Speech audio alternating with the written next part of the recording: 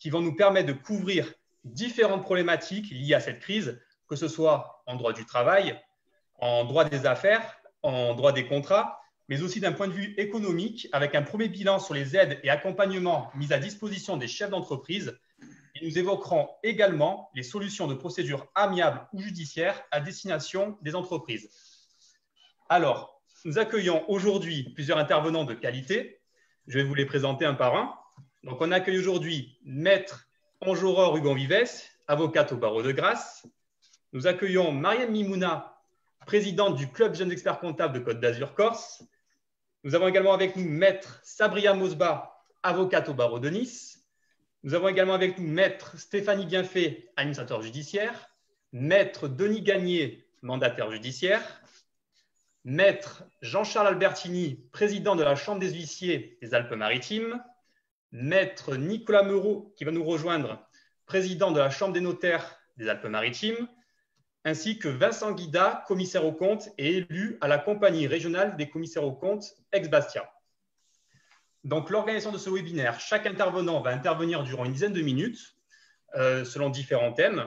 Au fil des interventions, vous pourrez poser vos questions, nous les transmettrons. S'en suivront, après 10 minutes, 2 petites minutes de questions et d'échanges. Et enfin, on passera la parole aux autres intervenants. Donc, nous allons commencer. On va ouvrir le bal avec Maître Jean-Charles Albertini, président de la Chambre des huissiers des Alpes-Maritimes et également notre président de l'association interprofessionnelle APIDEX 06, qui va intervenir sur le thème de l'accompagnement des entreprises par la réalisation de constats permettant de valider les mesures mises en œuvre pour l'accueil des employés et du public. Jean-Charles, c'est à vous. Merci beaucoup Thomas, bonjour à toutes et à tous. Effectivement, cette crise sanitaire sans précédent a fait que notre profession s'est mobilisée et a essayé de trouver des solutions afin de pallier à la crise Covid et au confinement. Donc, il faut savoir que l'ensemble des études du département continuent de travailler, mais ne reçoivent plus de public. Donc, il a fallu trouver des solutions pour respecter effectivement les règles sanitaires, notamment en matière de signification, puisque le travail de l'huissier, c'est d'aller au contact du requis pour lui signifier les actes, et ne pouvant plus être au contact, on a mis en place ce qu'on appelle la signification sans contact. Donc la signification sans contact qui, au début de cette crise, a été un peu, on va dire, archaïque, puisqu'en fait, on se déplaçait, mais on essayait de ne pas rentrer en contact avec les gens en déposant les actes devant la porte, en reculant de 1,50 m après avoir vérifié que la personne était bien le requis, a été remplacée très rapidement par une solution qui est une solution qui existait déjà pour la profession, qui s'appelle Securact et qui en fait est la signification des actes de façon dématérialisée.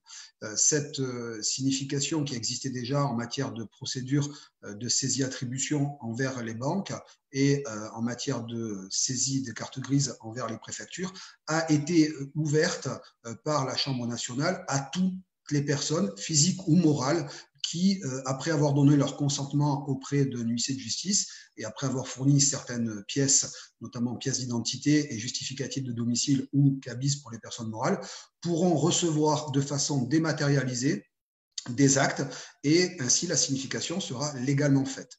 Donc ça a été la première, on va dire, la première étape que la Chambre nationale des commissaires de justice a mise en place pour pallier effectivement à la mesure de confinement. Ensuite de cela, bien évidemment, la signification étant notre cœur de métier, il a fallu aussi trouver des solutions pour permettre effectivement à tout un chacun de pouvoir continuer à faire évoluer son litige, notamment face à la fermeture de l'ensemble des juridictions civiles et commerciales. Donc, la Chambre nationale a mis en place ce qu'on appelle urgence médiation, qui est en fait un produit de la Chambre nationale des huissiers de justice. Donc, c'est pour en fait obtenir une médiation gratuite, effectivement, par le biais du huissier de justice médiateur qui se sont mobilisés pour pouvoir effectivement trouver des solutions dans des litiges, les tribunaux étant actuellement effectivement un peu fermés, on va dire, et donc il était très difficile de pouvoir trouver des solutions à ces litiges. Donc, ça a été la première des solutions qui a été mise en place par la Chambre nationale afin de permettre effectivement à tout le monde de pouvoir essayer de trouver une solution. Bien évidemment, certains litiges ne peuvent pas se traiter par le biais de cette médiation, notamment les litiges liés à la consommation et en lien avec des organismes publics. Donc ça a été la deuxième solution proposée par la Chambre nationale des commissaires de justice. Et le dernier produit que la Chambre nationale a mis en place, c'est l'Égal-Preuve. Donc, l'Égal-Preuve, c'est quoi? C'est permettre effectivement à toute entreprise, et notamment lors de la reprise de l'activité, ça va permettre de faire constater par un huissier de justice que les règles sanitaires liées au Covid-19 sont bien respectées. Donc, ce constat va avoir, on va dire, une double efficacité, même une triple efficacité. La première efficacité, effectivement, c'est de, vis-à-vis du public que les personnes pourraient recevoir, de justifier que les règles sont respectées. Donc déjà, premièrement, ça va donner un petit plus, puisque cette certification sera même approuvée par un sticker Légal-Preuve constaté par l'huissier de justice, que la personne pourra mettre en avant sur sa vitrine. Donc, un gage supplémentaire. Et le deuxième volet, ça va permettre aussi à l'employeur de pouvoir justifier, sait-on jamais, dans les semaines ou dans les mois à venir, qu'il a fait le nécessaire, effectivement, pour que ses employés puissent travailler dans des conditions sanitaires correctes et cohérentes. Donc voilà un petit peu les éléments que la Chambre nationale a mis en place. Vous retrouvez tout ça, donc vous avez les sites internet qui sont présents. Ça se fait de façon très facile. Choisissez un huissier, l'huissier, vous le contactez, il vient avec son kit Légal-Preuve, il vérifie que le marquage au sol est bien fait, qu'il y a bien pour les employés les distanciations sociales qui sont mises en place, qu'effectivement il y a du gel hydroalcoolique, il y a des masques, il y a des gants, il y a tout ce qu'il faut. Et vis-à-vis effectivement du public, ça permettra d'avoir, on va dire, une vitrine constatée par l'huissier qui permet effectivement d'avoir un gage de certaine sérénité. Voilà un petit peu ce que l'on pouvait dire sur la continuité de l'activité dans notre profession, étant entendu que, comme tous, je pense là, on a une mission de service public et on continue à travailler en respectant effectivement ces fameuses règles qui nous sont imposées par le Covid-19. Donc, pour le moment, on attend effectivement le 11 mai pour voir comment ça va se passer au niveau de la reprise, mais on est toujours présent. Toutes les études sont ouvertes avec effectivement des mises en chômage partiel au niveau des employés pour leur sécurité et pour la sécurité de tous. Mais dans toutes les études du département, les titulaires sont présents, répondent aux mails et continuent effectivement à effectuer leur travail. Voilà, Thomas, en ce qui me concernait ma profession sur cette continuité d'activité pendant ce Covid. Très bien. Merci beaucoup, Jean-Charles. Merci beaucoup pour votre intervention. Donc, nous allons passer maintenant la parole à Maître Ange-Aurore Hugon-Vives, avocate au barreau de Grasse, qui va nous faire un topo sur les points de vigilance contractuels ainsi que les aménagements de la gestion des conflits. Ange-Aurore, c'est à vous. Merci Thomas, bonjour à tous. J'espère déjà que tout le monde va du mieux possible en cette période. Alors effectivement, pour la profession d'avocat, donc nous sommes également en plan de continuation d'activité. Bon, bien sûr, les cabinets ont été fermés au public pour des raisons de sécurité par rapport à la crise sanitaire. Mais cependant, les avocats continuent à travailler du mieux qu'ils peuvent et notamment par télétravail. Alors, je souhaitais faire un point, puisque le webinaire était à destination principalement des chefs d'entreprise, sur les délais qui ont été mis en place donc, dans le cadre des ordonnances du fait de la période d'état d'urgence par rapport au contrat. Donc, vous avez les ordonnances des 25 mars et 15 avril 2020 qui sont venues fixer un petit peu les choses au niveau de ces reports de délais qui ont été prévus par le législateur. Alors, pour que les choses soient le plus simple possible, vous avez en fait donc une période d'état d'urgence qui a été fixée, qui a démarré le 12 mars et qui actuellement se termine le 24 mai. Je dis actuellement parce que en réalité, cette date est variable et il y a notamment eu une circulaire du 17 avril qui est venue préciser que la date pouvait certes être reculée, mais pouvait aussi être avancée en fonction des adaptations nécessaires pour pouvoir accompagner la reprise de l'activité économique. Donc, c'est une date provisoire et il faudra voir quelle sera la date finale donc, de cette période d'état d'urgence. Autour de cette période d'état d'urgence, c'est une période juridiquement protégée qui a été mise en place, qui démarre donc toujours le 12 mars, mais qui se termine un mois après la fin de l'état d'urgence. Donc, actuellement, le 24 juin, en réalité, eh bien, ça dépendra bien évidemment de la fin de l'état d'urgence. Donc, des délais qui ont été reportés pour un certain nombre. Et pour ce qui concerne plus spécifiquement le domaine contractuel, en fait, c'est principalement tout ce qui concerne les astreintes et les clauses qui vont sanctionner l'inexécution des contrats. Donc, tout ce qui est clause pénale, clause résolutoire, les clauses de déchéance, c'est tous ces délais-là qui sont concernés et qui ont donc été reportés. Alors, je vais tenter de vous partager, si j'y arrive, le schéma qui a été délivré dans le cadre de la dernière circulaire. Donc, vous me dites si ça fonctionne bien. Ça s'affiche? Oui. OK. Donc, alors, sachant que, bien évidemment… Excusez-moi, je vous coupe. Ça ne s'affiche pas sur le Facebook Live, apparemment. Ah, bon. De toute façon, je vais l'expliquer. Donc, en fait, il y a… C'est bon? C'est bon. Bon, bah, OK, parfait. Donc, en fait, l'objectif, ça a été de voir comment les délais pouvaient être reportés.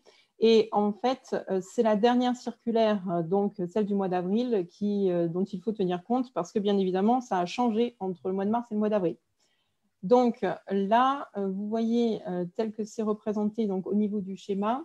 En fait, dans le cadre des obligations dont les naissances en fait, ont eu lieu avant le 12 mars, donc par exemple, si vous avez eu un contrat qui a été conclu avant le 12 mars, eh bien, en fait, on va reporter uniquement ce qui va concerner la période entre le 12 mars et la date à laquelle la clause doit produire son effet.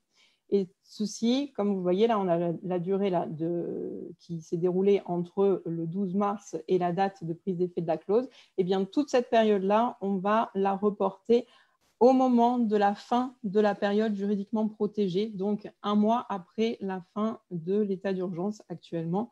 Donc, cette date-là, c'est le 24 juin actuellement.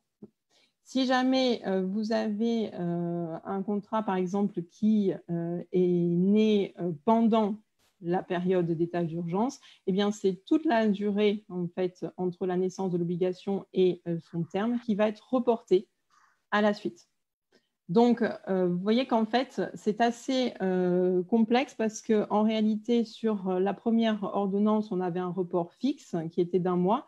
Et là, en réalité, on va se retrouver à devoir compter les jours en fonction de ce qui peut être mis en place par rapport à ces différentes obligations. Donc, c'est pour ça que je voulais attirer votre attention sur ce point parce qu'il va falloir effectivement faire attention pour l'ensemble des délais qui auront commencé à courir, qui seront reportés. Donc, il y a une vigilance accrue qui va devoir être mise en place par rapport à ces délais. Également, pour les délais dont le terme se situe après la fin de la période juridiquement protégée, donc c'est le deuxième schéma en fait, qui est en bas. Là, ici, en fait, vous voyez que les dates de prise d'effet sont après la période juridiquement protégée. Eh bien, en fait, c'est les délais qui auront couru pendant la période protégée qui vont se retrouver reportés. Donc, par exemple, si vous aviez un chantier ou un contrat de vente avec des biens à fabriquer, à livrer, donc par exemple, je ne sais pas moi, au mois de juin, au mois de juillet ou des choses comme ça, eh bien, à ce moment-là, on va retrouver un report de durée qui va se placer après. Donc, ça vous laisse un petit peu de temps, le but étant de tenir compte des retards accumulés pendant la crise et des difficultés éventuelles qui sont liées en fait au redémarrage. Donc ça, c'était le point très rapide, bien évidemment. Il y aurait, vous en doutez, à dire encore plus sur ces problématiques de durée. Donc, je vous invite naturellement à consulter votre avocat pour plus de précisions par rapport à votre situation spécifique contractuelle. Et ensuite, je voulais aussi vous faire un point sur les loyers des baux commerciaux parce qu'on a entendu énormément de choses et un petit peu tout et n'importe quoi d'ailleurs sur ce sujet-là.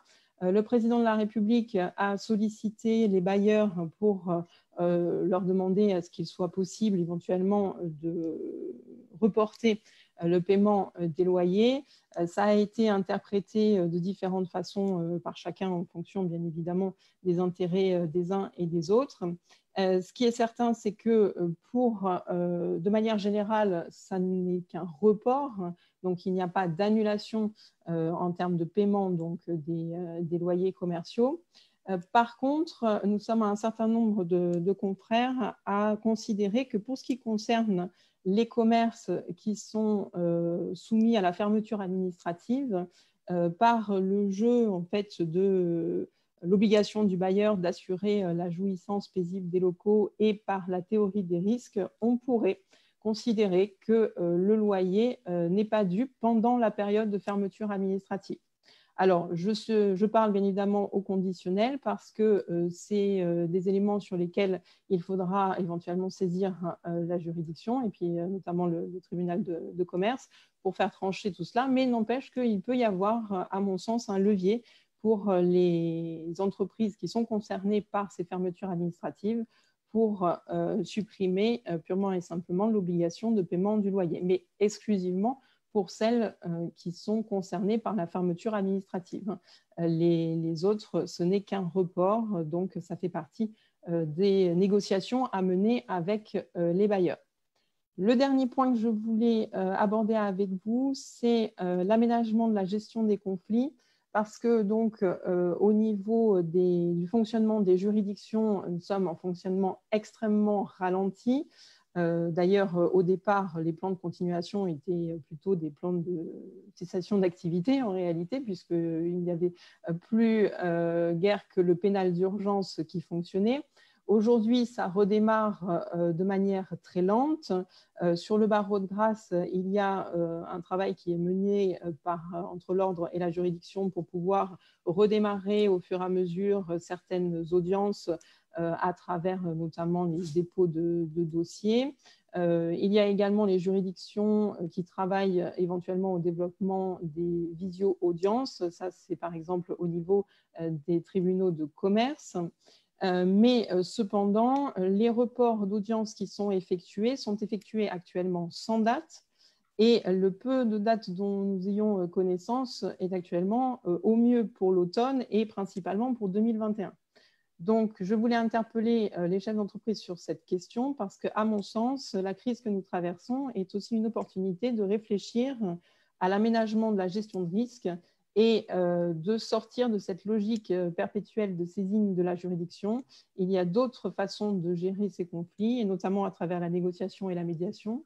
Les avocats sont formés en grand nombre à la médiation. Le barreau de grâce a organisé d'ailleurs l'année dernière une vaste formation justement pour ses membres. Donc, surtout, n'hésitez pas à consulter les avocats médiateurs qui sont à même de vous proposer des solutions qui, en cette période de crise, ont malheureusement la possibilité, ou heureusement, ça dépend, hein, c'est toujours la même chose. Hein, dans le terme de crise, il y a à la fois ce qui est négatif et ce qui peut être positif, mais en tout cas, la possibilité de vous proposer des alternatives et Et puis, pourquoi pas construire aussi une autre logique dans la gestion des conflits à travers la négociation et la médiation. Donc, les avocats, et notamment du barreau de Grasse, sont au service de leurs clients, toujours bon pied, bon oeil, et ont la possibilité de répondre à l'ensemble de ces questions. Voilà pour ce qui concernait ma profession. Très bien, merci beaucoup Ange-Aurore, merci pour cette intervention. Donc on m'informe qu'on est plus de 70 participants sur les différentes plateformes, à la fois sur Twitter, sur Facebook, sur Zoom. Donc n'hésitez pas, je vois que la formation a du succès. N'hésitez pas à poser vos questions sur les divers réseaux sociaux, elles me seront retransmises et je les poserai ainsi aux différents intervenants. C'est assez rare qu'on ait à la fois un panel de professions réglementées mis à votre disposition, donc surtout n'hésitez pas, on est là pour ça. Donc là, on va enchaîner donc avec ma consoeur et mon confrère. Donc, Mariam Mimouna, présidente du Club des jeunes experts comptables de Côte d'Azur Corse, et Vincent Guida, commissaire aux comptes élu à la compagnie régionale des commissaires aux comptes d'Aix-Bastia, qui vont nous faire un premier bilan des dispositifs d'accompagnement dans la crise du Covid, ainsi qu'un focus sur la gestion de la trésorerie en vue de la reprise. C'est à vous.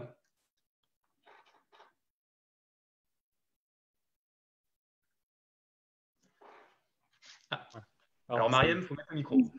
Ça y est. Bon, merci Thomas. Bonjour à toutes, bonjour à tous. Merci. Dans cette période si particulière, l'union sacrée des professions du droit et du chiffre est encore plus essentielle.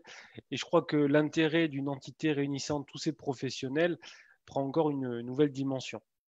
Aujourd'hui, nous allons vous parler des actions de l'Ordre des experts comptables et de la compagnie régionale des commissaires aux comptes depuis le début de cette crise. Ensuite, nous vous ferons un retour terrain sur les aides qui ont été déployées. Et enfin, nous vous parlerons plus spécifiquement de la trésorerie et notamment des solutions alternatives au PGE. Donc, depuis le 13 mars, le CROEC-PACA a mis en place une cellule de gestion de crise et de collaboration qui avait 3 objectifs. Le premier objectif, c'est collecter et décrypter les différents textes.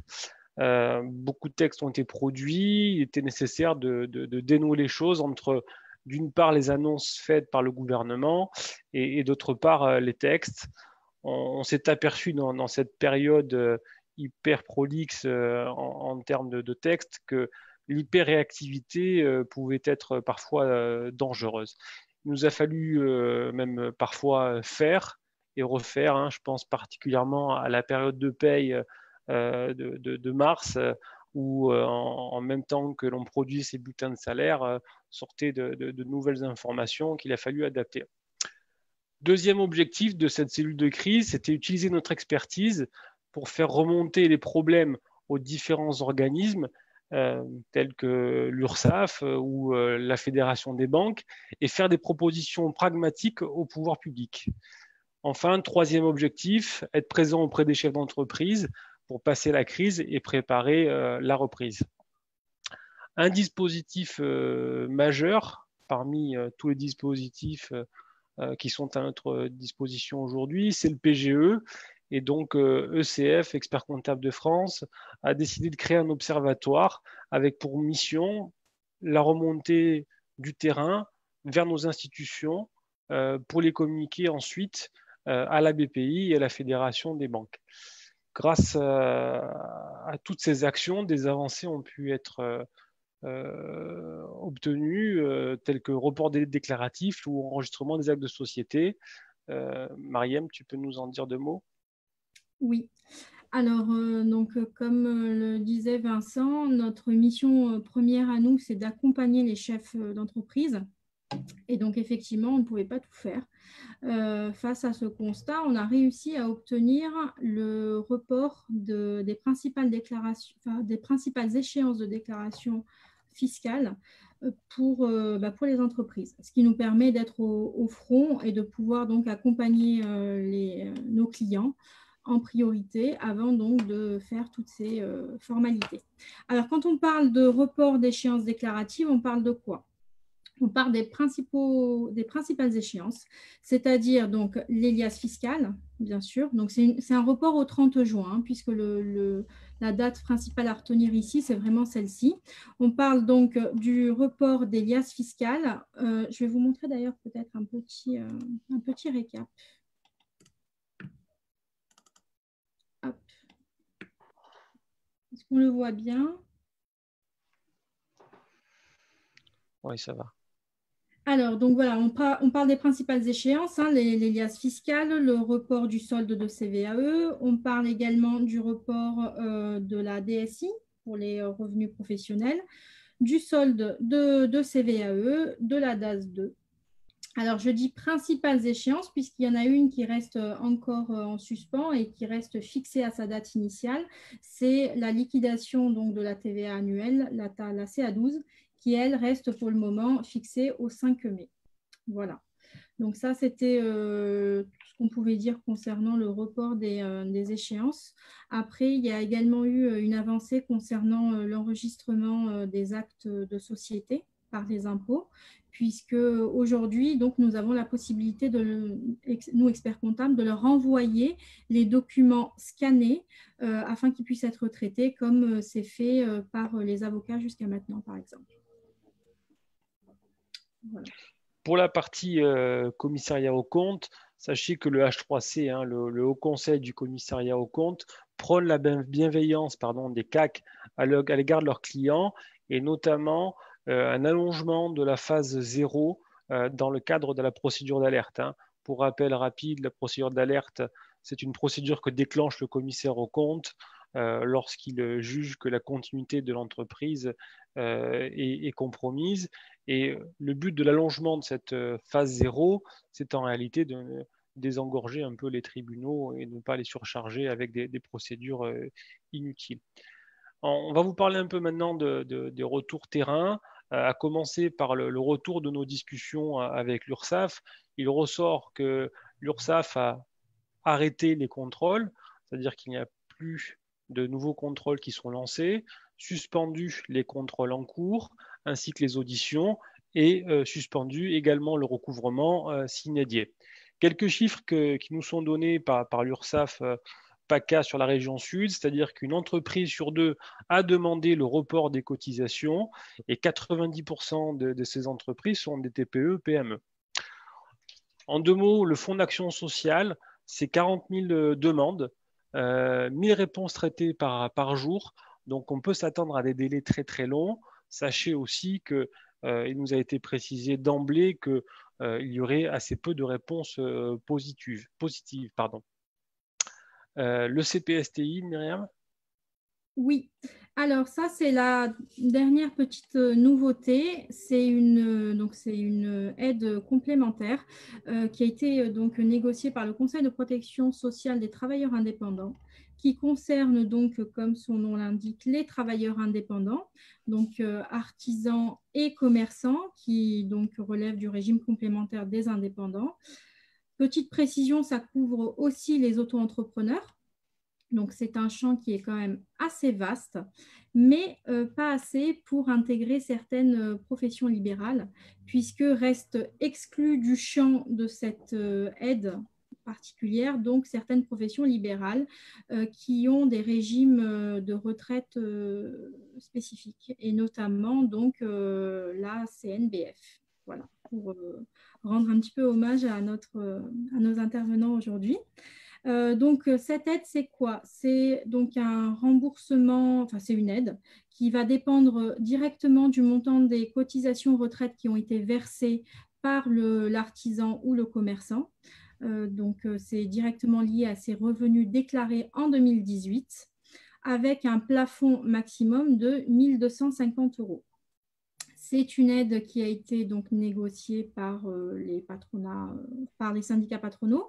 Donc, il n'y aurait aucune formalité donc, à faire pour pouvoir l'obtenir. Il y aurait un versement automatique qui serait fait donc, par les URSSAF dès la fin du mois d'avril. Voilà, donc petite particularité concernant cette aide, forcément, elle n'est pas soumise à cotisation sociale ni prélèvement fiscal et elle est cumulable avec les autres dispositifs et notamment donc, le fonds dont parlait Vincent tout à l'heure, le fameux fonds dont il va parler d'ailleurs maintenant, le fonds de solidarité pour les entreprises de 1 500 €. Oui, le fonds de solidarité, c'est la fameuse aide de 1 500 € dont on a beaucoup parlé, qui a dans l'ensemble bien fonctionné, mais on constate quand même quelques trous dans la raquette qui sont en train d'être corrigés par l'élargissement du dispositif et certains cas particuliers qui méritaient d'être précisés, qui sont en train d'être précisés au fur et à mesure. On a vu notamment la problématique des BNC, qui encaissent leurs recettes, dont les recettes sont des recettes à l'encaissement, et du coup des gens sont retrouvés avec en mars l'encaissement de l'activité de février et n'ont pas pu de ce fait bénéficier de l'aide du fonds de solidarité. Il ressort des chiffres qu'on nous a communiqués que le montant moyen versé est de 1 300 € pour cette aide. Alors, c'est une aide qui effectivement est assez intéressante, mais il faut quand même avoir à l'esprit que forcément, il y a des contrôles qui vont être opérés a posteriori, puisque l'idée aujourd'hui, donc, c'est de pouvoir débloquer le plus rapidement possible les entreprises qui en font la demande. Donc, il n'y a pas de contrôle même du tout au moment de l'octroi de l'aide, mais il y a une possibilité d'être contrôlé sur une durée de 5 ans à partir donc du versement de celle-ci. Comment ça se passe concrètement pendant 5 ans? Donc, ils ont la possibilité de demander tout justificatif, notamment comptable, pour vérifier que l'entreprise répond bien aux critères d'éligibilité de l'aide.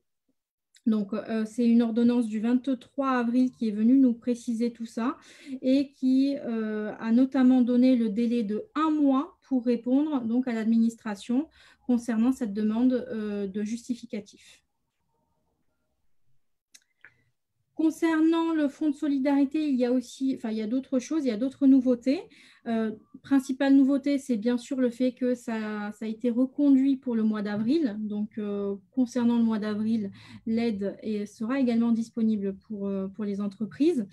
Elle sera disponible, mais il y a des modifications également concernant les critères et le calcul pour ce fonds de solidarité. Alors, la première modification principale, c'est celle qui concerne la période de référence, puisque jusqu'à maintenant, outre donc les entreprises nouvellement créées, on prenait comme référence pour constater la perte de chiffre d'affaires, puisque donc c'est une aide qui est directement liée aux difficultés Covid et donc à la perte de chiffre d'affaires qui est liée à cette crise.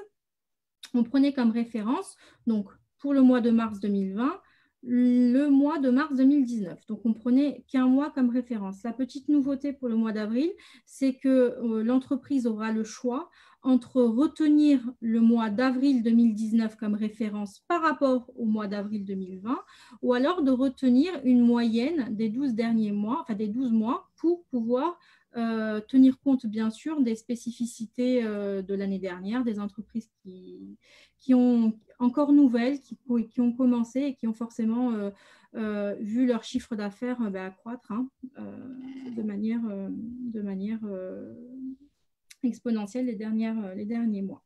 Donc voilà, donc la nouveauté, c'est cette période de référence. Autre nouveauté, ça concerne un des critères qui très souvent donc, bloquait les entreprises pour le bénéfice de cette aide, c'est le critère du bénéfice imposable. Donc, vous savez que pour pouvoir avoir accès à cette aide, il faut pouvoir justifier d'un bénéfice, d'un résultat fiscal inférieur à 60 000 € après réintégration de la rémunération chargée du dirigeant. Donc, c'est une règle qui a été assouplie en tenant compte bien évidemment des demandes du terrain, hein, puisqu'on s'est rendu compte que certaines entreprises avaient 2, 3 gérants, co-gérants, et que donc cette limite de 60 000 € était très vite atteinte. Donc, la petite nouveauté pour le mois d'avril, c'est que ce critère donc, de 60 000 € va être multiplié par le nombre d'associés dirigeants, en fait, pour pouvoir tenir compte donc, de leur rémunération également. Dernière petite nouveauté concernant donc, ce fonds de solidarité, c'est le deuxième volet, puisque le fonds de solidarité donc, a cette fameuse aide qu'on nomme, pour simplifier l'aide, 1 500 €, mais il y a un second volet qui est beaucoup plus régional et qui permet donc de débloquer un fonds supplémentaire. Jusqu'à maintenant, on était limité à 2 000 € pour ce fonds complémentaire. Pour le mois d'avril, le fonds a été donc augmenté et l'aide pourra aller jusqu'à 5 000 € en fonction de la taille de l'entreprise et de ses spécificités. Voilà.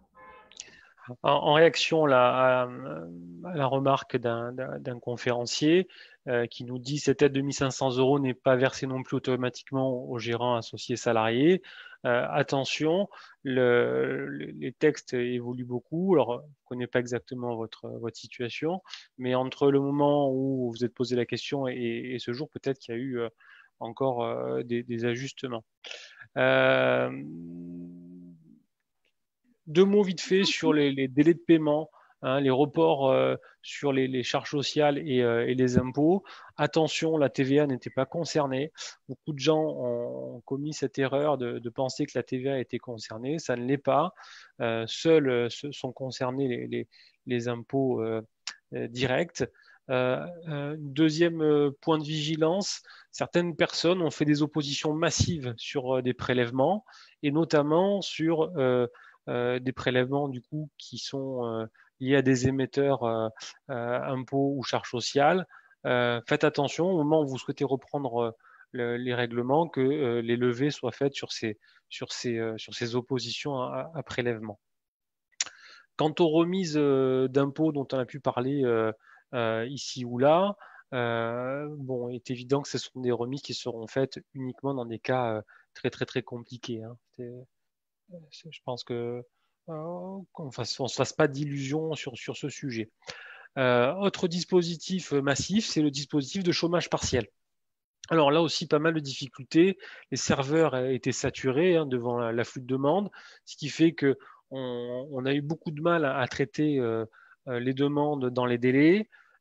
Sur la pression des institutions, le gouvernement a accepté de reporter la saisie des demandes de chômage partiel de mars jusqu'à fin avril. Mais c'est vrai que du coup, on a pris pas mal de retard sur le remboursement. Donc il y a des gens à ce jour qui vont approcher là sur la période de paye d'avril et qui n'ont toujours pas été remboursés de l'avance faite au titre du mois de mars. Dans l'ensemble, par contre, c'est un dispositif qui fonctionne bien dans la mesure où il y a quand même assez peu de refus et pour le moment assez peu peu ou pas de justificatifs qui sont demandés. Par contre, c'est sûr qu'on peut se poser la question de savoir comment est-ce que ce dispositif-là sera contrôlé et quelles pièces justificatives seront à fournir dans le temps. Marianne, tu avais des compléments sur le chômage partiel, je crois. Alors, moi, j'avais juste des petites remarques complémentaires concernant cette activité partielle, puisque, donc, effectivement, il y a eu beaucoup d'allers-retours, il y a eu beaucoup de modifications qui ont été faites. Donc là, je voudrais juste évoquer 2 points qui me semblent essentiels et qui sont issus donc, de l'ordonnance du 22 avril 2020, qui viennent un petit peu modifier les contours donc, de cette mesure. Concernant déjà, sans rentrer vraiment dans les détails, mais la période de référence à retenir pour demander donc les indemnités activité partielle. Jusqu'à maintenant, on retenait donc comme période de référence uniquement le dernier mois en cours, ce qui portait quand même préjudice aux salariés qui avaient des rémunérations variables tous les mois. Donc, depuis cette ordonnance, on a la possibilité de retenir donc, les 12 derniers mois pour les salariés qui ont effectivement une grosse part d'éléments variables pour leur paye. Autre point également qui a été sensiblement un point qui a été beaucoup commenté également aussi bien dans nos cabinets que par nos clients, hein, c'est une vraie demande de leur part, c'est concernant les heures supplémentaires. Donc jusqu'à maintenant, l'activité partielle retenait comme référence la durée légale du travail, c'est-à-dire 35 heures uniquement. Ce qui fait qu'un salarié qui avait l'habitude de travailler 39 heures ou plus se voyait uniquement indemnisé à hauteur de 35 heures uniquement. Depuis cette ordonnance du 22 avril, donc on a réussi à obtenir l'indemnisation supplémentaire à 2 conditions.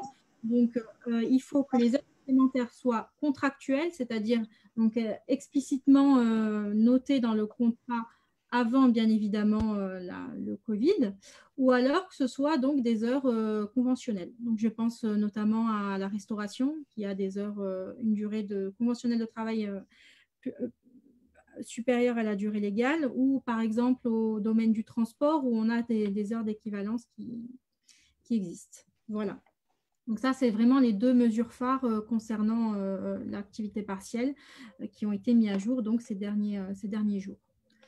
Ensuite, juste avant de repasser la parole à Vincent, j'aimerais faire un petit focus sur la prime Macron, puisque c'est aussi une nouveauté.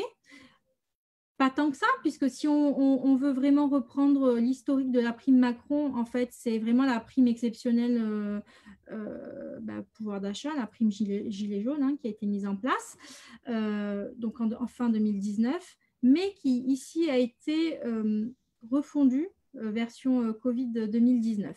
Alors, qu'est-ce que c'est que la prime Macron ? La prime Macron, à la base, donc c'était 1 000 € de prime qui pouvaient être versés aux salariés en exonération de charges sociales et d'impôts. Il fallait, pour bénéficier de cette prime, avoir un accord d'intéressement dans l'entreprise. Alors, la nouveauté Covid pour cette prime Macron, c'est justement de venir supprimer cette obligation d'accord d'intéressement pour pouvoir donc augmenter le nombre de bénéficiaires. Donc, aujourd'hui, on a la possibilité de verser donc 1 000 € en exonération de charges sociales si on n'a pas d'accord d'intéressement, et puis jusqu'à 2 000 € si effectivement on a un accord d'intéressement. Alors pareil, on a eu aussi des mises à jour concernant la date butoir pour verser cette prime. À la base, on avait une date qui était fixée au 30 juin. Donc suite au Covid-19, on a jusqu'au 31 août pour verser cette prime Macron. Voilà, je ne vais peut-être pas trop en dire parce que je pense que Maître Mosba va peut-être faire un petit focus après dessus, donc je vais éviter de trop spoiler. Et puis, je vous propose de passer peut-être à la 3e partie qu'on voulait vraiment évoquer aujourd'hui avec vous. C'est vraiment le focus sur la trésorerie, donc le point sur la trésorerie. Alors, on insiste vraiment beaucoup sur ça, puisque quand on parle donc du coronavirus, on parle de guerre. Et pour nous, donc, le nerf de la guerre, ça reste vraiment la trésorerie. Donc, il va falloir effectivement préparer la trésorerie pour passer cette période de crise, mais aussi et surtout pour préparer la rentrée. Et c'est sur ça qu'on voudrait vraiment aujourd'hui insister. On parle beaucoup des mesures donc, qui sont mises en place, de pouvoir bénéficier de reports de charges, etc. etc. Mais moi, je veux vraiment insister aujourd'hui sur la nécessité, parce que c'est vraiment le terme pour moi, de mettre en place un plan de trésorerie pour les entreprises. C'est-à-dire qu'il faut que l'entreprise ait dans ce brouillard qu'on reconnaît aujourd'hui, un minimum de visibilité sur les prochains mois quant à sa trésorerie. Donc, pour ça, il faut tenir compte, bien évidemment, de tous les reports de charges, et on insiste sur report parce que ce ne sont pas des annulations, donc il va falloir les payer un jour. Donc, ça va venir gréver forcément la trésorerie dans quelques mois. Il va falloir tenir compte de toutes ces mesures-là et puis les poser vraiment sur papier alors moi je conseille de le faire sur 6 mois à peu près, puisque c'est vrai que c'est pas forcément évident d'avoir une visibilité sur plus, hein, mais de vraiment poser sur papier les entrées de trésorerie si on a un maintien d'activité encore, et puis en face donc les sorties de trésorerie, en tenant compte de ce décalage-là pour savoir où est-ce qu'on en est. Est-ce qu'on va avoir besoin de fonds supplémentaires ou pas, puisque effectivement, donc il faut passer la crise aujourd'hui, il faut répondre aux besoins immédiats aujourd'hui, l'avance pour l'activité partielle des salariés, le règlement des cotisations sociales si on a choisi de ne pas les reporter par exemple, etc. Enfin, les loyers, tout ce qui reste charge fixe, mais également il faut pouvoir prévoir de quoi relancer la machine quand ça va repartir et être en mesure effectivement de pouvoir se financer son besoin. Donc pour ça, il faut mesurer son besoin de trésorerie. Il y a plusieurs mesures qui existent pour ça. On a parlé de la mesure phare, bien évidemment, qui est le PGE. Donc je ne sais pas si Vincent, tu veux déjà peut-être faire un petit focus sur le PGE, qui est la mesure principale quand on parle de trésorerie aujourd'hui. Oui, très rapidement, je vous fais un retour de l'Observatoire, parce que je crois que Thomas, on a dépassé un peu le timing là. Donc l'Observatoire PGE, mais avant cela, juste, je vous donne un peu la substance d'un communiqué de la BPI qui date de la semaine dernière. À l'heure actuelle, sur les 300 milliards d'euros qui ont été alloués, 40 milliards d'euros débloqués au 22 avril. Si on prend en compte les dossiers en cours d'instruction, on sera à 60 milliards d'euros. Donc, vous voyez qu'il reste encore un peu de la marge. 251 000 prêts avec en moyenne 140 000 euros par entreprise. Ensuite, les chiffres qui ressortent de l'Observatoire ECF sur le PGE, bien, c'est un prêt qui a été demandé par 30% des clients de nos cabinets. Un expert comptable sur 2 trouve qu'il est adapté au niveau de la garantie, mais pas au niveau des montants. Une entreprise sur 2 demande 20 à 25% du chiffre d'affaires. Par contre, les délais de réponse sont jugés trop longs. Les documents demandés et les critères d'éligibilité sont très hétérogènes suivant les enseignes bancaires et certaines demandes sont jugées trop lourdes. On s'aperçoit qu'on demande parfois des prévisionnels de trésorerie à 12 mois. Comment faire un prévisionnel de trésorerie à 12 mois lorsque on a du mal lorsqu'on ne connaissait même pas la date de réouverture pour certains commerces, par exemple. Dans les refus, les principales causes sont des fonds propres négatifs, même s'il commence à y avoir quelques corrections là aussi dans certaines enseignes. Une partie, ces refus sont liés à la cotation bancaire de l'entreprise. Pour d'autres, c'est l'endettement qui est trop élevé. Et enfin, certaines activités sont jugées trop récentes ou trop risquées. À savoir aussi que pour les entreprises qui travaillent avec plusieurs banques, il a été un peu plus difficile de mettre en place ces prêts dans la mesure où il fallait mettre tout le monde d'accord et répartir le risque entre les différentes entreprises. Voilà pour l'observatoire du PGE. Alors, on parle souvent de PGE hein, quand on parle de trésorerie et d'aide donc de prêts pour les entreprises, mais il faut savoir que ça n'est pas les seules solutions qui existent. Alors, je sais qu'on a un peu dépassé notre temps, donc je vais pas en parler, mais je vais quand même évoquer je vais juste évoquer les différentes aides qui existent. Il faut savoir qu'il y a plusieurs aides, aussi bien régionales que départementales, qui existent. Vous pouvez très bien solliciter donc les prêts régions auprès d'initiatives, par exemple. Vous pouvez avoir recours aux prêts rebond. Il y a des prêts, des dispositifs qui sont spécialement dédiés au secteur du tourisme. Donc, il ne faut pas hésiter à solliciter votre expert comptable pour avoir un prêt. Ensuite, si vraiment vous n'avez pas de solution, il faut quand même savoir aussi qu'il y a le médiateur du crédit qui existe et qui vous permet, si vraiment vous n'avez pas de solution derrière et que vous avez eu des refus à toutes les mesures que vous avez essayé d'intenter, qui peut être sollicité. Voilà. je pense qu'on ne va pas trop alourdir la chose. J'aimerais juste peut-être en conclusion parler donc d'une cellule de crise qui a été montée également par l'ordre des experts comptables, le CROEC en région, et le club des jeunes experts comptables donc en région également, et qui permet de répondre aux interrogations immédiates des chefs d'entreprise qui n'ont pas encore d'experts comptables. Donc, il ne faut pas hésiter à solliciter cette cellule. Comment ça marche? C'est un système donc, de demande de rappel où le chef d'entreprise qui en a besoin va remplir un formulaire. Donc, je vous mets juste ici l'adresse mail pour que vous l'ayez sous les yeux. Le chef d'entreprise qui en a besoin va envoyer une demande de rappel et dans les 48 heures, donc, il est contacté par un expert comptable de sa région, donc au plus proche, puisqu'on couvre donc les 6 départements, afin donc de l'orienter dans ses réponses urgentes. Voilà. On va peut-être s'arrêter là pour essayer de... Merci beaucoup Mariam, merci beaucoup Vincent. Comme on peut le voir, l'actualité est très riche au niveau de la profession du chiffre. On avait une petite question, mais je propose que monsieur ou madame Murat qui nous demande si le Fonds de solidarité régionale, si on pouvait nous donner les critères d'éligibilité, si vous pouvez vous rapprocher soit de Mariam Mimouna, soit de Vincent Guida, ou alors on peut vous répondre éventuellement via le chat privé sur Zoom, afin qu'on puisse avancer. On a également un petit message humoristique de Express Moto. La prime Macron, c'est la prime Sarkozy en plus compliquée et en moins intéressante. Merci le Covid pour sa simplification. Effectivement. Alors, on est plus de 80 personnes cet après-midi réunies, à la fois sur Twitter, sur Facebook et sur Zoom. Donc, l'opération est un succès. On vient d'accueillir Maître Nicolas Meureau, président de la Chambre des notaires des Alpes-Maritimes, qui va nous faire une intervention sur le thème de la poursuite de l'activité notariale pendant la période de confinement et de crise sanitaire. Maître Nicolas Meureau, c'est à vous.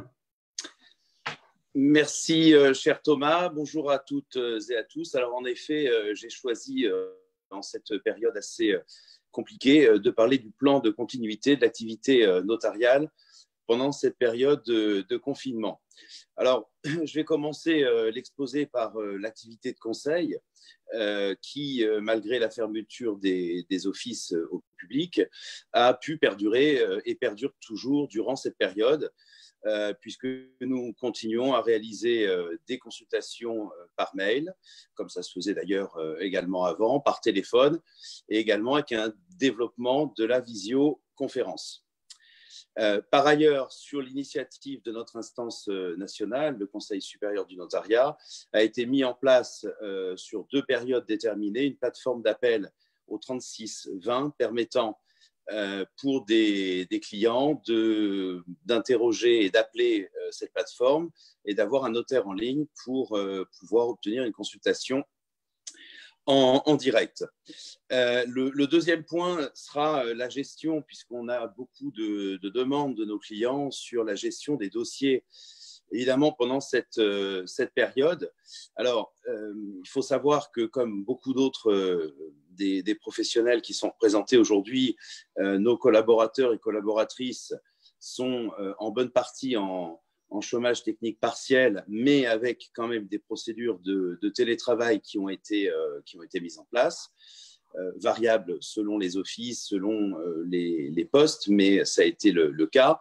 Donc les dossiers ont bien évidemment continué à être traités, à être instruits d'un point de vue administratif pour ceux qui nous étaient parvenus juste avant la fermeture au public, et tout cela dans le cadre notamment du télétravail. Donc de ce côté-là, je pense, rassurer globalement la clientèle notariale. Le travail s'est poursuivi. Alors, on nous interroge également beaucoup pour ce qui est des signatures. Alors, pour les signatures, il y a 3 choses en réalité que je voulais vous dire. C'est que bien évidemment, la signature en présentiel avec les clients est totalement impossible, liée à la fermeture, une fois encore, au public. On a initialement mis en place des signatures par procuration pour des actes qui devaient impérativement être régularisés, et il y en a notamment concernant le droit de la famille et les déclarations fiscales de succession. Donc pour cela, on s'est organisé de cette manière, et par un décret du 3 avril 2020, nous avons été autorisés à procéder à des signatures électroniques par acte avec comparution à distance. Alors, cette comparution à distance, évidemment, nécessite l'utilisation assez poussée de l'outil informatique, à la fois de la part des offices, mais également de la part des clients, puisqu'il y a des plateformes d'identification, donc des visios qui sont faites avec cette plateforme qui est habilitée à vérifier l'identité de clients. Et par ce biais-là, on peut ensuite, avec diverses manipulations et le consentement à la fin recueilli par signature numérique, signer seul dans l'étude l'acte qui sera donc évidemment tout à fait aussi valable que les autres. Alors, tout cela, bien sûr, se confronte à des obstacles pratiques. Vous vous en doutez. Les obstacles pratiques sont quand même nombreux. Tout d'abord, de la part de nos partenaires administrations et tiers avec lesquels nous devons impérativement communiquer et desquels nous avons besoin pour toutes les sollicitations, notamment administratives. Nous avons été confrontés, notamment pour les communes, au fait qu'elles avaient un plan de continuité d'activité tout à fait restreint selon les endroits, avec des disparités très importantes selon la commune ou les communes du département. Donc, au niveau de la Chambre des notaires, nous sommes intervenus auprès des impôts et notamment des services de la publicité foncière pour obtenir des réouvertures au moins partielles, ce qui a été le cas finalement assez rapidement, et il en est de même pour les services de l'enregistrement. Nous avons également au niveau des mairies eu des difficultés avec les services d'urbanisme, puisque certaines petites communes avaient complètement fermé en réalité ces services-là, et exactement la même chose au niveau des services de l'état civil. Bien évidemment, tout cela ne facilite pas la signature d'acte, parce qu'un notaire, pour signer un acte, doit avoir un extrait d'acte de naissance du client de moins de 3 mois. Donc, on a au fur et à mesure tenté de faire ouvrir ces services, et on y est globalement parvenu, mais ça n'a pas été très simple, et de même que pour le service des impôts. Voilà, alors la profession s'est adaptée, j'allais dire techniquement, avec cet acte à distance, rapidement, efficacement dans la mesure du possible, puisque, comme je vous le disais, les contraintes sont malheureusement assez nombreuses, et il nous faut aussi en face des clients qui soient assez adeptes de l'outil informatique, sans parler des petites difficultés avec la plateforme d'identification. Donc évidemment, tout ça n'a pas été très simple. Pour autant, ça a le mérite d'exister, et ça démontre également, comme d'autres, la faculté d'adaptation dont nous avons fait preuve pendant cette période.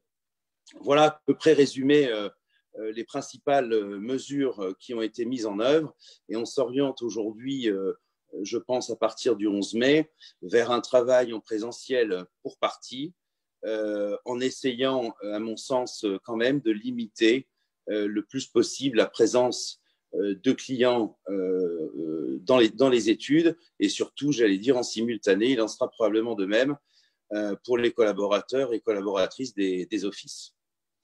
Voilà, Thomas, mon petit point de situation. Très bien, merci beaucoup, Maître Meurot, pour l'intervention de la part de la Chambre des notaires des Alpes-Maritimes. Donc, je vous en prie, merci. Merci à vous, merci à vous. Donc, 80 connectés sur Twitter, Facebook et Zoom. Merci à vous tous d'être présents cet après-midi. Donc, on enchaîne. Donc, on a le plaisir d'accueillir Maître Stéphanie Bienfait, administrateur judiciaire, ainsi que Maître Gagné, mandataire judiciaire, tous les deux à Nice, qui vont nous faire un topo sur les solutions amiables ou judiciaires au soutien des entreprises face à la crise. C'est à vous. Bonjour à tous et à toutes. Donc, le monde est confronté aujourd'hui à l'ampleur d'une crise tant sanitaire qu'économique. Donc, comme l'ensemble des professionnels du chiffre et du droit vous montre aujourd'hui que tout le monde est prêt à se mobiliser pour vous apporter, chef d'entreprise, des solutions concrètes aux difficultés auxquelles vous êtes confrontés. Le gouvernement a mis en place certaines mesures pour pallier à ces difficultés. Aujourd'hui, comme il vous l'a été rappelé notamment par les experts comptables, à l'heure du confinement, donc, il y a plusieurs mesures qui ont été mises en place, notamment par des suspensions d'échéances fiscales, sociales, par le chômage partiel, par la possibilité de solliciter ses partenaires bancaires pour demander la suspension de prêts bancaires, ou encore de solliciter la mise en place de prêts garantis par l'État, les PGE.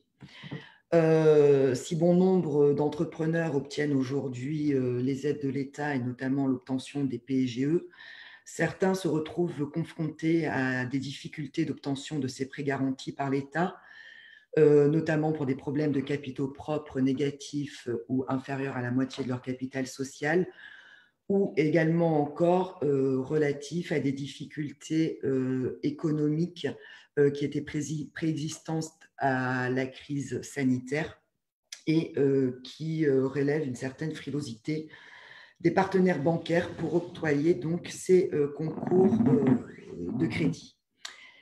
Les solutions amiables donc, qui existent aujourd'hui, c'est-à-dire autant les mandats ad hoc que les procédures de conciliation, peuvent pallier à ces obstacles et apporter un soutien aux chefs d'entreprise pour leur permettre de ne pas se retrouver seuls, confrontés donc aux difficultés de négociation avec notamment les partenaires bancaires.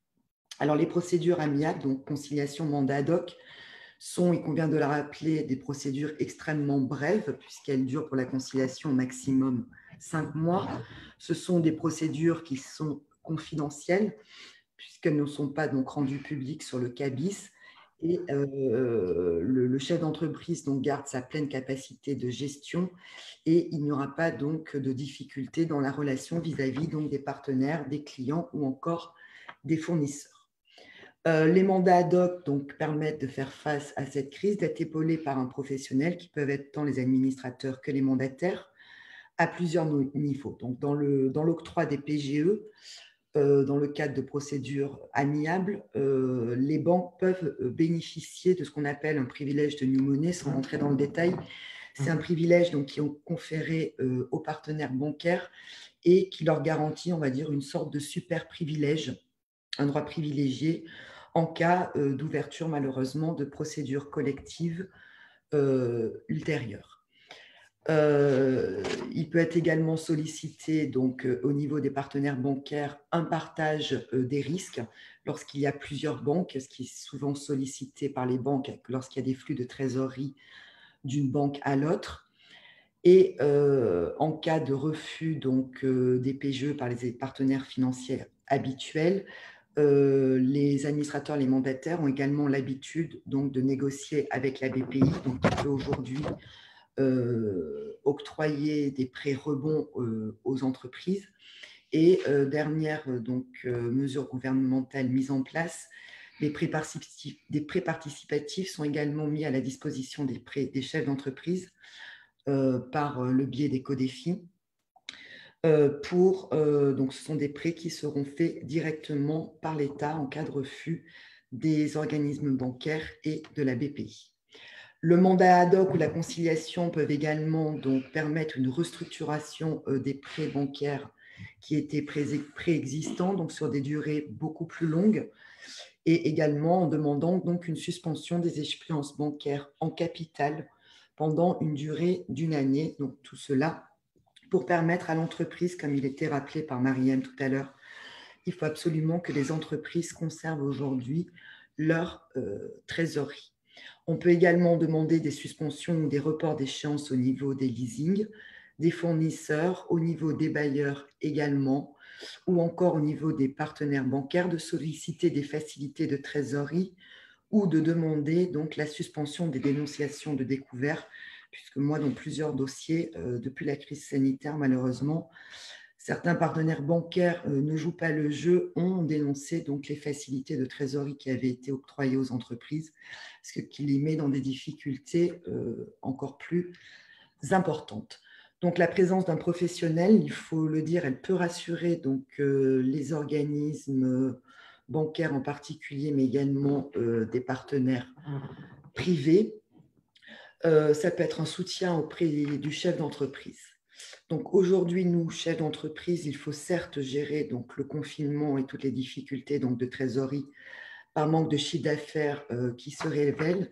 Mais il faut absolument également préparer l'après-confinement, donc le déconfinement. Il faut être attentif à une reprise donc progressive de nos activités, puisque le chiffre d'affaires ne sera peut-être pas au rendez-vous dès les mois de mai, de juin, mais peut-être que cela prendra plus de temps sur le dernier trimestre. Il faut absolument prévoir des prévisionnels de trésorerie et se servir utilement donc des PGE qui pourront être mis à notre disposition. Selon les dispositifs également qui seront mis en place par le gouvernement, puisqu'à un moment donné, il faudra penser à payer donc, et à régulariser les suspensions des échéances fiscales et sociales qui nous ont été accordées. Il y a des moratoires donc, de remboursement qui peuvent être accordés dans le cadre donc, des procédures amiables de 24 mois, voire à 36 mois sous certaines conditions.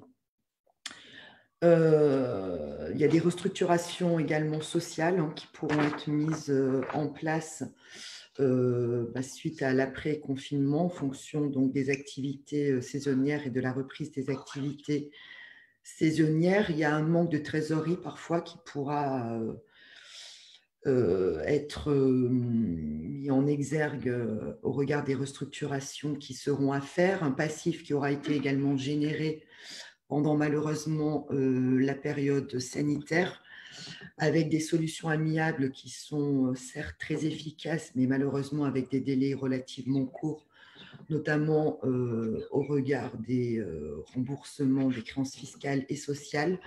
Et peut-être qu'il faudra penser donc aux procédures collectives, que ce soit la sauvegarde ou le redressement judiciaire. Donc, je laisse la parole à mon confrère Denis Garnier pour vous expliquer plus en avant les procédures judiciaires. Merci.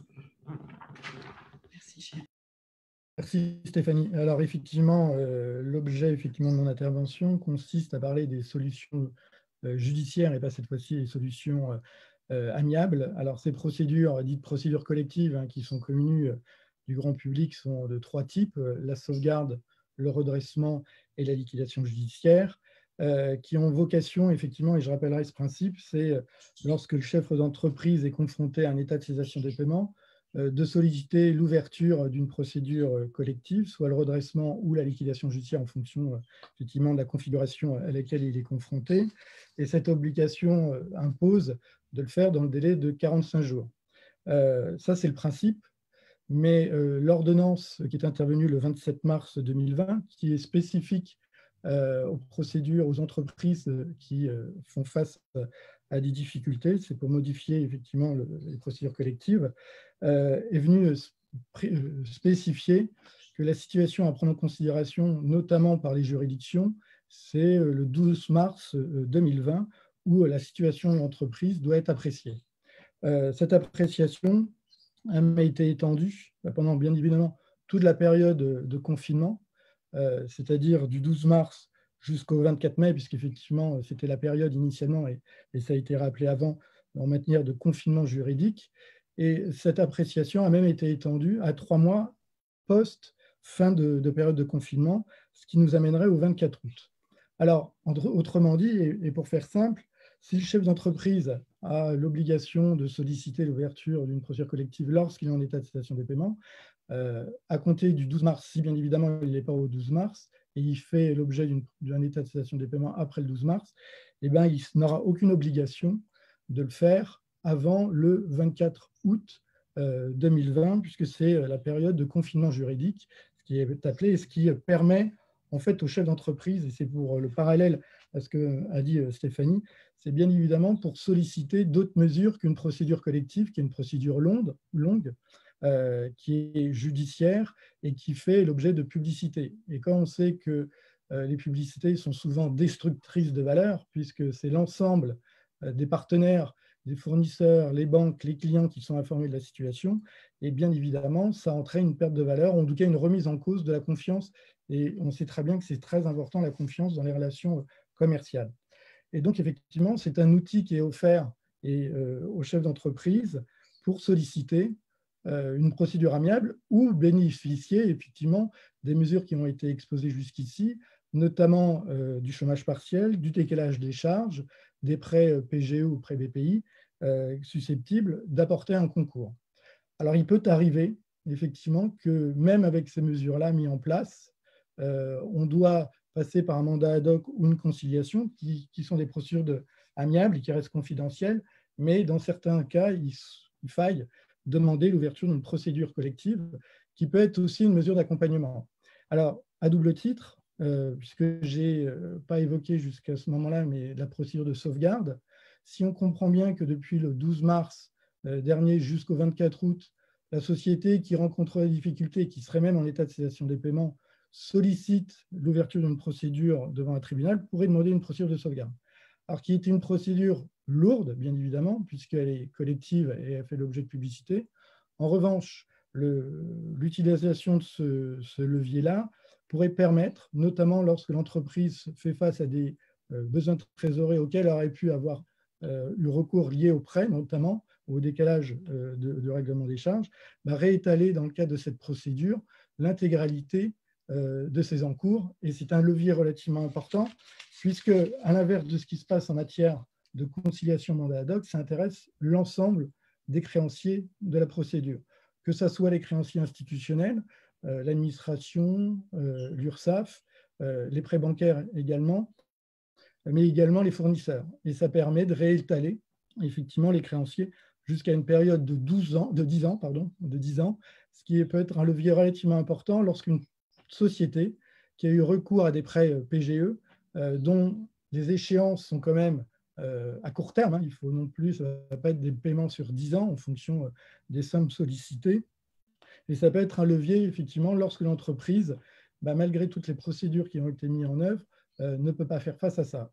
Et surtout, et c'est peut-être l'avantage de la sauvegarde, il n'y a pas d'atteinte à la gestion quotidienne du chef d'entreprise. Il reste bien évidemment à la tête de son entreprise et n'a pas vocation à être perturbé ou interféré par les mandataires de justice qui sont désignés.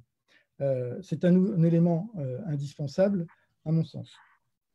Peut-être une précision concernant les redressements judiciaires par rapport à la sauvegarde, c'est que si l'entreprise, elle, aujourd'hui connaît des difficultés quant au règlement des salaires, alors on a bien compris qu'on pouvait bénéficier du chômage partiel. Néanmoins, au moment de la réouverture, enfin, après le déconfinement, pardon, et normalement la reprise de l'activité, on ne sait pas encore ce que seraient les accompagnements des mesures gouvernementales concernant le redémarrage de l'activité. Il va falloir que le chef d'entreprise reprenne en principe le règlement des salaires.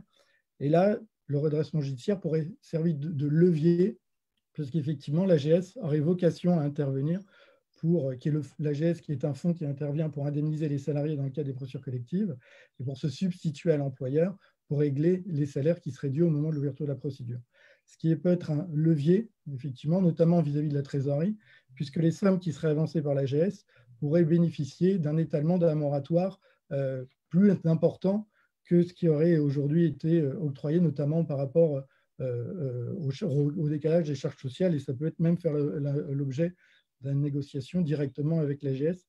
C'est un levier, je pense, important, notamment en sortie de crise, en sortie de confinement, pardon, puisqu'effectivement, si aujourd'hui le chômage partiel joue son rôle comme levier, quand on va reprendre une activité normale, on va retrouver des leviers plutôt traditionnels, qui est notamment éventuellement l'intervention de l'AGS dans le cadre des redressements judiciaires. À cet égard, et je voudrais apporter une précision par rapport aux procédures qui ont été ouvertes depuis le 12 mars ou qui seront amenées à être ouvertes. Il y a beaucoup de choses qui ont été écrites, notamment sur l'intervention de l'AGS concernant effectivement le règlement des salaires. On sait que le chef d'entreprise qui a sollicité le chômage partiel doit faire l'avance des salaires auprès des salariés avant d'être remboursé par l'État. Or, dans le cas d'une procédure collective, si l'AGS doit intervenir, elle n'interviendra pas s'il y a eu du chômage partiel, en tout cas pas à hauteur de 70%, puisqu'il considère que l'AGS n'a pas vocation à intervenir, puisqu'il y a une intervention de l'État, lorsqu'il créera quand même un décalage vis-à-vis des salariés, puisqu'il faut attendre le remboursement par l'État des sommes dues aux salariés, ça peut créer un décalage et donc des tensions à l'égard des salariés. Le levier qu'on détient par rapport au redressement judiciaire n'est simplement les sommes qui sont au-delà des 70%, c'est quand il y a un accord d'entreprise au sein de l'entreprise ou au sein de la société, où là, l'AGS interviendrait, mais pour le complément, c'est-à-dire entre les 70 et les 100% du maintien du salaire. Et là, l'AGS aurait vocation à intervenir, à préciser, puisqu'il ne faudrait surtout pas que le chef d'entreprise qui voudrait souhaiter l'ouverture d'un redressement judiciaire pour bénéficier effectivement de l'aide de l'AGS, notamment s'il ne veut pas faire ça chômage partiel, il n'aura pas ce levier-là. Et je voudrais effectivement bien préciser par rapport à nos auditeurs. Un levier relativement important.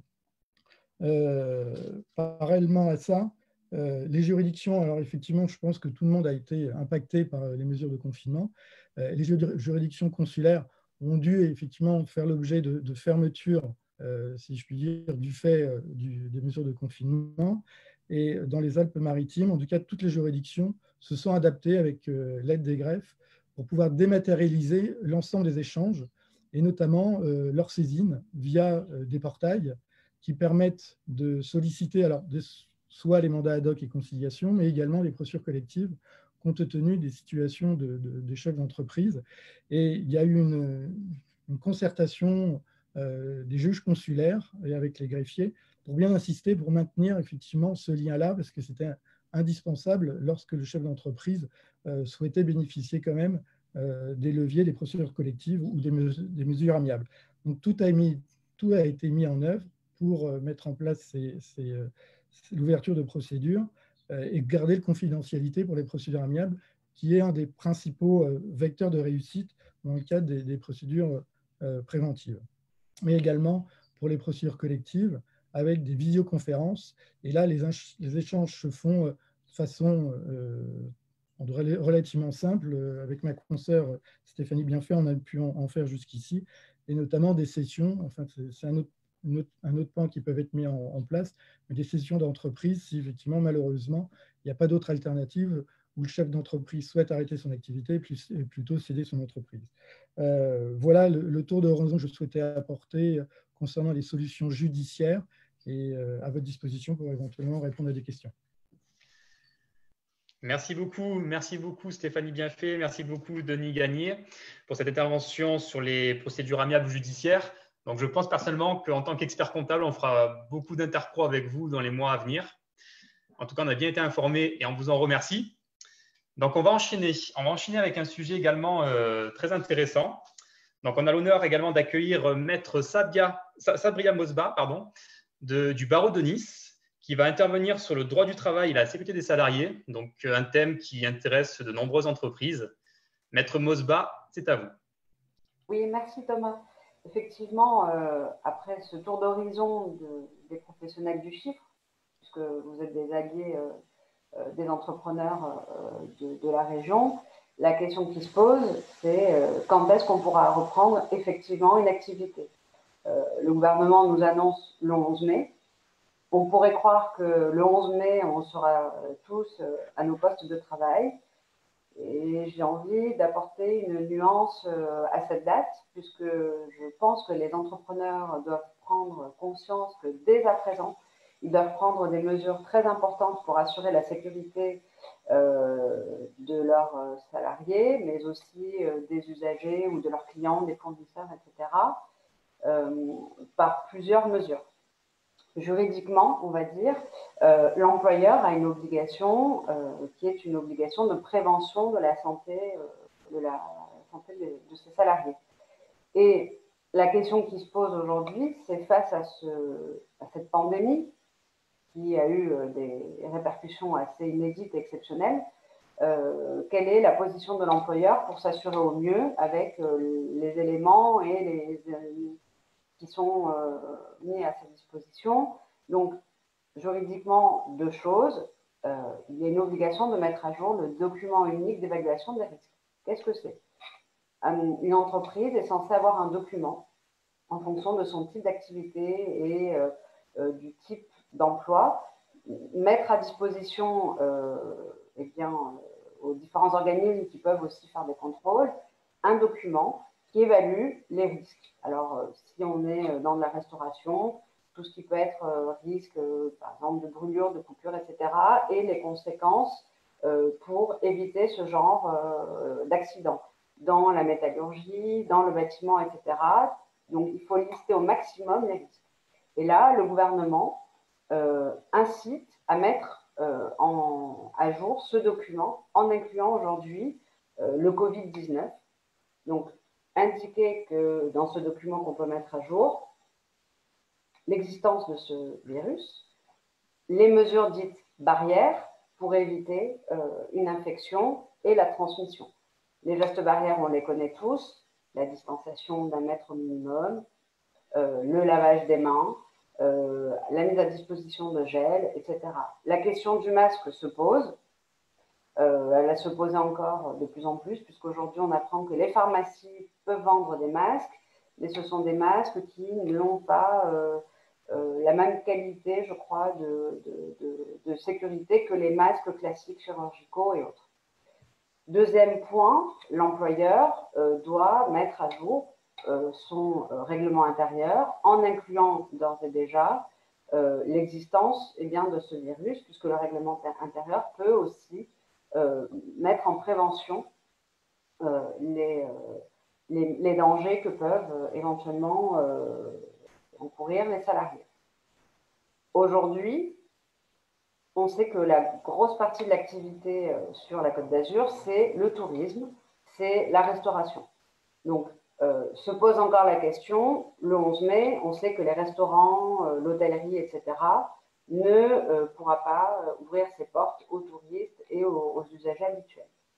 On envisagerait une ouverture à la fin du mois de mai. Pour autant, certains restaurateurs se tournent déjà sur de la livraison importée, donc acte.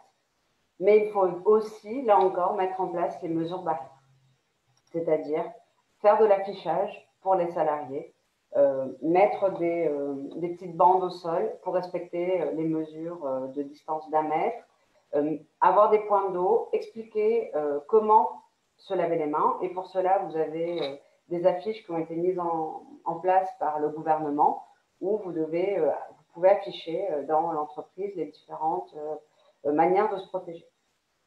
Dans le bâtiment, vous avez un guide qui a été mis en place après un travail de réflexion avec les organisations patronales. Ils ont attendu l'aval du gouvernement, ou en tout cas des différents interlocuteurs, et donc depuis début avril, vous avez un guide qui est très détaillé et qui vous explique point par point en fonction de l'activité que vous avez dans le bâtiment. Si vous êtes plutôt en atelier, si vous êtes plutôt en chantier extérieur, si vous êtes amené à avoir un contact avec des fournisseurs ou des clients, là encore, vous avez toute une mise en œuvre pratique, j'ai envie de dire, sur des mesures de protection des salariés et des différents interlocuteurs. Parce que l'employeur, comme je le disais, a une obligation, c'est une obligation de moyens. La question qui va se poser, c'est si vous avez parfaitement mis en place les mesures de protection, que vous avez respecté l'affichage, vous avez avisé en amont votre salarié par le biais d'un courrier, d'un mail sur ce que vous envisagez de faire, vous pouvez reprendre au 11 mai ou un petit peu avant, mais la question qui va se poser, c'est que certains salariés vont certainement faire usage de leur droit de retrait. C'est la question qui se pose.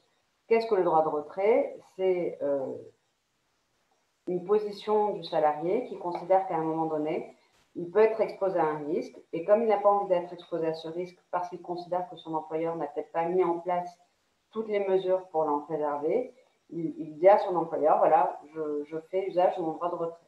L'employeur doit se rapprocher du salarié, discuter avec lui, connaître les raisons et lui expliquer si effectivement sa crainte est justifiée ou non. Ça peut aussi avoir un impact après sur le paiement du salaire et sur la poursuite ou non du contrat de travail. Et beaucoup d'entrepreneurs se posent la question parce que certains salariés ne jouent pas le jeu et posent déjà la question dans « Ah non, moi, j'ai peut-être pas envie de reprendre tout de suite, j'attends le 11 mai, je veux faire jouer mon droit de retrait. » Sauf que si l'employeur a bien mis en place toutes les mesures en amont pour se protéger ses salariés, protéger sa clientèle, à mon sens, l'usage du droit de retrait n'est pas justifié. Vous avez une obligation certes en tant qu'employeur, mais le salarié a également une obligation puisqu'il doit aussi prendre soin de sa santé et de sa sécurité et toutes celles qui sont à son contact. Donc, si toutes les mesures qui sont propres à protéger donc, la santé et la sécurité des salariés sont mises en œuvre, il sera difficile pour le salarié de venir mettre en jeu la responsabilité de l'employeur. Il y a quelques jours, vous avez dû entendre parler de l'arrêt Amazon, la décision Amazon. Le tribunal de grande instance, et cette décision a été confirmée par la Cour d'appel, a décidé de suspendre pendant un temps l'activité parce qu'il a été considéré que la société Amazon n'avait pas forcément mis toutes les mesures de protection pour protéger ses salariés dans les entrepôts, notamment les entrepôts. Et le tribunal de grande instance, le tribunal judiciaire de Nanterre avait donc ordonné que soient mises en place des mesures de désinfection, on va dire, parce que les représentants du personnel avaient considéré qu'ils n'avaient pas été associés à l'évaluation des risques professionnels en lien avec cette pandémie. Donc, il y a donc un risque pour l'employeur de se voir suspendre son activité, même s'il considère avoir mis en place les mesures barrières. Ce que je préconise, c'est qu'il faut d'ores et déjà élaborer un plan de reprise, poste par poste ou en fonction du type de l'activité, utiliser les affichages qui sont mis en ligne sur le site du gouvernement. Vous avez aussi des affichages spécifiques à un type d'activité, dans le cadre du bâtiment, comme je le disais, dans le cadre d'activités comme les jardins, les espaces verts, etc. Vous avez des fiches métiers qui ont été mises en place et pour chacune de ces fiches métiers, vous avez des spécificités. Avisez en amont et suffisamment à l'avance vos salariés sur les conditions dans lesquelles ils pourront reprendre en toute sécurité leur emploi, en sachant qu'il va falloir s'adapter. Se pose aussi la question du maintien ou non du télétravail. Alors, on a l'impression qu'avec ce confinement, cette crise, le télétravail a été une espèce d'obligation. Sauf que la loi avait déjà prévu en 2017, dans le cadre d'une ordonnance, que le télétravail pouvait être aussi une forme de travail, tout simplement. Et aujourd'hui, on se rend compte que cette mesure légale qui existait déjà depuis 3 ans a trouvé son sens aujourd'hui. Bien sûr, c'est à l'employeur de mettre en place cette mesure en apportant le matériel nécessaire. Donc, la sécurité des salariés peut aussi se matérialiser par la continuité du télétravail quand cela est possible, en fonction de l'activité et dans l'attente de précision du retour d'une activité, on va dire, pérenne, puisque on a encore certaines difficultés sur ce point, notamment, comme je le disais, pour les métiers du tourisme, les métiers donc, liés aussi à la culture, puisque bon nombre de théâtres, de musées, de cinémas vont encore avoir leurs portes fermées au 11 mai. Et la question se posera aussi pour les métiers, par exemple, de l'esthétique. On sait que bon nombre d'entre nous vont se ruer chez son coiffeur ou chez son esthéticienne. Là, la difficulté va être de mettre en place cette fameuse mesure barrière d'1 mètre. Faire le shampouinage ou la manucure va nécessiter un contact direct entre le client et le salarié. Donc, l'employeur doit redoubler de vigilance sur ce point pour éviter une infection, parce que visiblement, si un salarié est contaminé, il va être pris en charge au titre des accidents du travail. Si le salarié a envie d'embêter son employeur en considérant que les mesures n'ont pas été forcément mises en place, peut se poser la question de la responsabilité de celui-ci et de la reconnaissance d'une faute inexcusable. Donc, cette reconnaissance se fait devant le pôle social, ancien TAS, tribunal des affaires de la sécurité sociale, et si le salarié arrive à démontrer eh bien, qu'il y a eu une faute de l'employeur, cela peut coûter très cher à l'entreprise. Je rebondis sur les observations qu'avait faites Maître Albertini. Vous pouvez, dans le cadre de la mise en place des mesures de protection, faire un constat du site. Donc, passer par la plateforme dont parlait Maître Albertini, c'est Legal Preuve, je crois. Vous pouvez, une fois que vous avez mis en place votre projet, que vous avez informé votre salarié en amont, faire constater qu'effectivement, vous avez des points d'eau, des papiers jetables, du gel hydroalcoolique, que vous avez mis en place des mesures de distanciation, etc. De cette manière, ça vous permet de vous prémunir au cas où vous avez un de vos salariés qui considère que ça n'est pas suffisant. C'est un moyen. Vous pouvez associer aussi la médecine du travail, puisque la médecine du travail peut être sollicitée pour les salariés qui ont des problèmes de santé. On a une liste de personnes dites vulnérables pour lesquelles se pose la question de savoir si elles feront partie des personnes qui pourront reprendre ou non le 11 mai, puisqu'on parle de déconfinement partiel et que des personnes ayant quelques pathologies pourraient ne pas reprendre immédiatement. Dans ces cas-là, il faut associer à la médecine du travail, l'interroger sur la faisabilité du projet de reprise. Pour ces personnes-là, ça permettra encore de protéger l'entrepreneur dans son obligation de préserver la santé des salariés. Autre partenaire aussi, solliciter l'inspection du travail. Pareil, lorsque la mise en œuvre du projet était envisagée et étudiée, on peut aussi demander à l'inspection du travail un positionnement sur des points particuliers ou non en fonction du type d'activité. Donc la question est très vaste et je pense qu'on va devoir aller partiellement sur une reprise des postes, des emplois, en sachant qu'on n'aura pas une reprise générale et intégrale au 11 mai prochain, malheureusement. Voilà Thomas. Merci beaucoup Maître Mosba pour cette intervention très intéressante sur la sécurité des salariés au travail.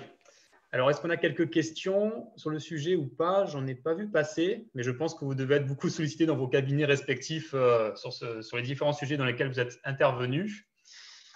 Donc, si on n'a pas de questions complémentaires, le webinaire va toucher à sa fin. Donc, pour information, on a atteint le pic de 90 appareils connectés sur nos différentes plateformes Facebook, Twitter et Zoom. Donc, l'intervention a été un véritable succès. Je voulais remercier donc tous les participants, à la fois spectateurs et intervenants. Donc, l'association Apidex 06, c'est l'association pour la promotion de l'interprofessionnalité du droit et du chiffre des Alpes-Maritimes. Il n'y en a pas beaucoup en France, et comme celle-ci, il n'y en a que deux, une en Rhône-Alpes et une dans les Alpes-Maritimes. Donc, on est une région qui est précurseur en la matière. Donc, n'hésitez pas à nous suivre sur nos différents réseaux sociaux pour suivre notre actualité, donc nos pages Facebook, LinkedIn et Twitter. Donc, on espère organiser d'autres événements dans le second semestre, si possible en physique, si on le peut. Sinon, ça sera par webinaire, c'était sympa également. Donc, je voulais remercier les différentes instances, le Conseil régional de l'Ordre des experts comptables de Provence-Alpes-Côte d'Azur, la Compagnie régionale des commissaires aux comptes ex-Bastia, la Chambre départementale des notaires des Alpes-Maritimes, la Chambre départementale des huissiers des Alpes-Maritimes, l'Ordre des avocats au barreau de Grasse, l'Ordre des avocats au barreau de Nice, qui sont donc les membres fondateurs de cette belle association. Je voulais également remercier Maître Stéphanie Bienfait et Maître Denis Gagné qui ont représenté les administrateurs judiciaires et les mandataires judiciaires. Merci à tous pour cette belle après-midi passée ensemble. N'hésitez pas à nous contacter sur nos diverses pages, sur nos différents réseaux si vous avez d'autres questions à nous poser. Et j'espère que l'on se reverra très rapidement en physique si possible. Merci beaucoup et à très bientôt. Et également, j'oubliais le meilleur pour la fin, excusez-moi. Un grand remerciement à Olivier Tazé et aux petites affiches parce que grâce à lui, j'ai pu gérer toute la logistique sur les différents réseaux. Je n'en serais pas sorti tout seul. Donc, merci beaucoup Olivier et les petites affiches. Merci beaucoup et à très vite. Merci.